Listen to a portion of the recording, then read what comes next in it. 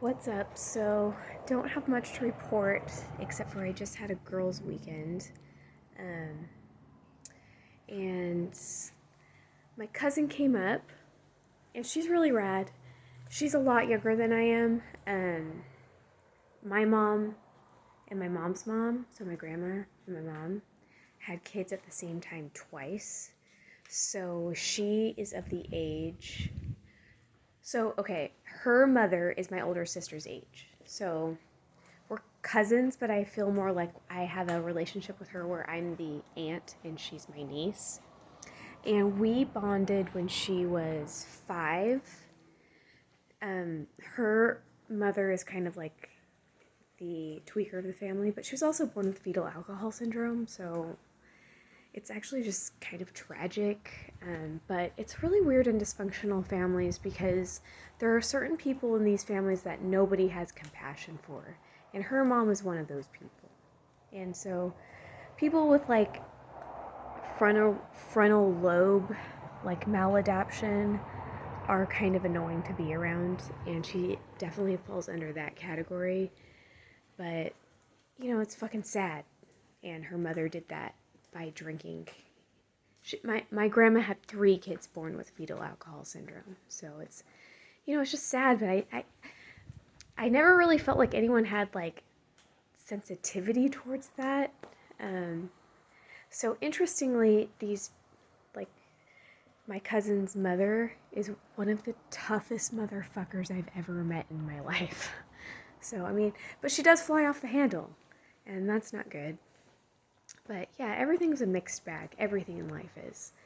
So, my cousin and we bonded when she came up to visit, and I was like, I think 16 or something, and she was 5.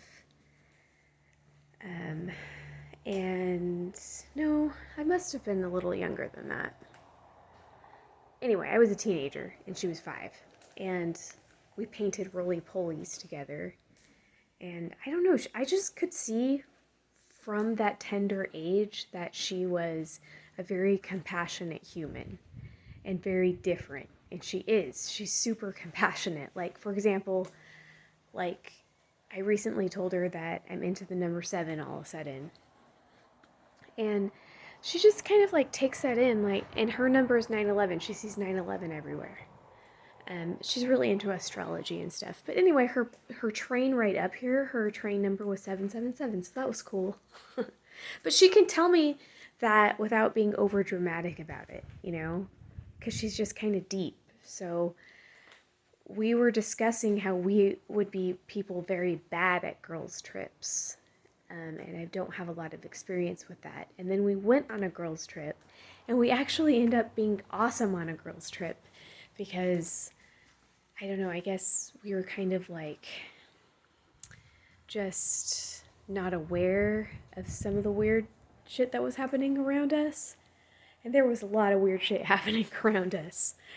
A lot of weird shit. And funny stuff, too.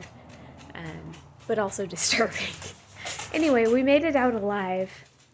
At one point, 8 women jumped into the ocean together. And the ocean here is pretty cold. I think that was the highlight, actually. But we had a really great time. It turns out I can do a girls' trip, but I was really craving my routine. And getting back to like going to work and then taking care of my daughter and then taking my daughter to school and going back to work and stuff like that. I have found I am really kind of dependent on that when I go through weird shit. I just have to get back to my routine, and that calms me down. That's soothing for me. So I guess I'm kind of rigid in that way, is that I really do need a routine.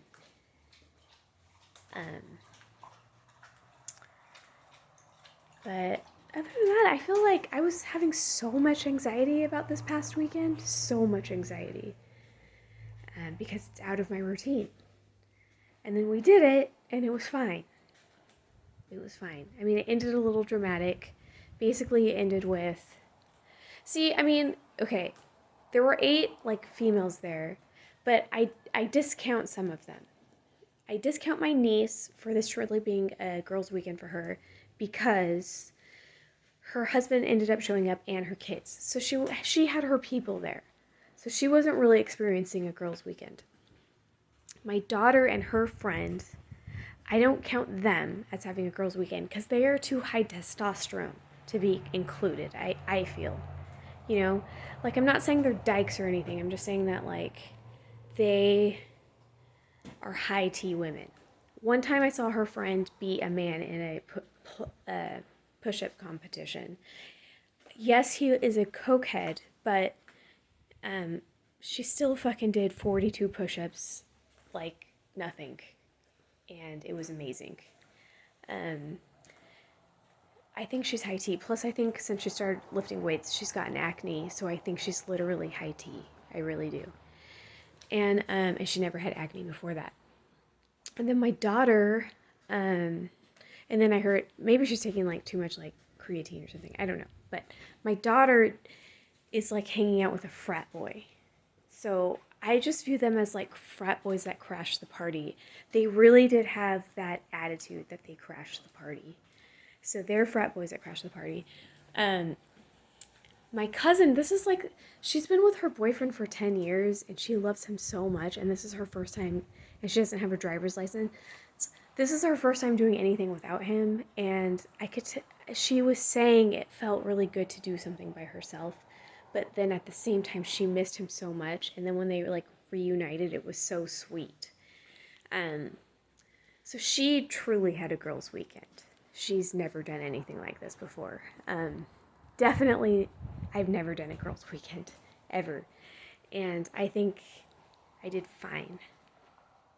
And I know the word fine triggers. Like, fine is barely better than bad. But I had a great time. And my sister, whose birthday it wasn't, so this would be my other sister, this was a girls' weekend for her. And then there were 3 other people who this was a girls' weekend for. And out of all these people, some of them I don't consider a girls' weekend, but out of all of this, there were 3 people acting disturbingly weird. I think that's pretty good numbers. I was actually expecting it to be a little worse. I don't know why. I have faith in everyone else, but sometimes like one person in a crowd fucks things up. And this crowd, I could just see potentially everybody could at some point fuck things up. But 3 people did, and everyone else did great. And so I think that was like, I feel good about that. I feel like that was a huge success, actually. So anyway, I got through that, and then I got back to my schedule, and I feel like once I have a couple more days back on my schedule, I'll feel a little bit more emotionally stable. But I guess I really am rigid about my schedules. It's hard for me to break my routine. That's something that, I don't know if that's healthy or unhealthy, but I really need a routine. I don't want to be that rigid in that way, but I really am. So, yeah. Anyway, still thinking about the memorial on Sunday. Still thinking about it. That's all.